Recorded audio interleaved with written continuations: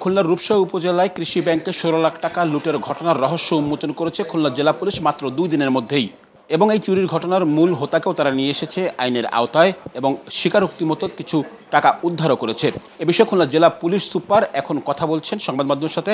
চলুন আমরা শুনে আসি কীভাবে এই টাকা উদ্ধার হলো এবং এর বিস্তারিত কী।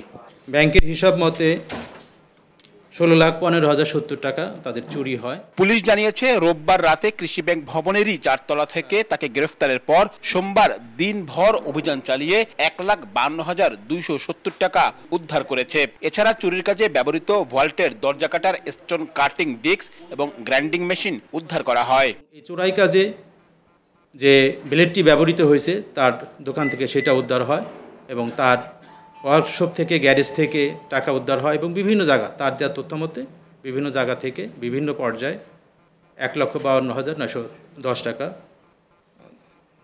টাকা উদ্ধার হয়।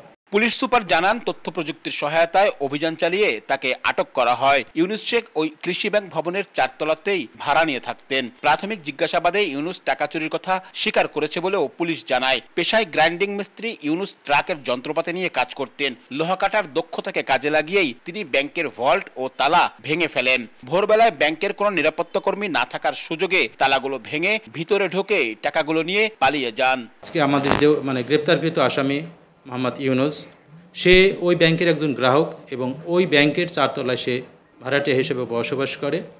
সে দেনার দায়ে জর্জরিত, সে অনেক টাকা লোনগ্রস্ত, ঋণগ্রস্ত। এই টাকাটা উদ্ধারকল্পে এই দেনা পরিশোধের জন্য সে ব্যাংকের কাছে লোন চায় এবং ব্যাংক তার কাছ থেকে কাগজপত্র নেয়। পরবর্তীতে সে লোন না পেয়ে ব্যর্থ হয়।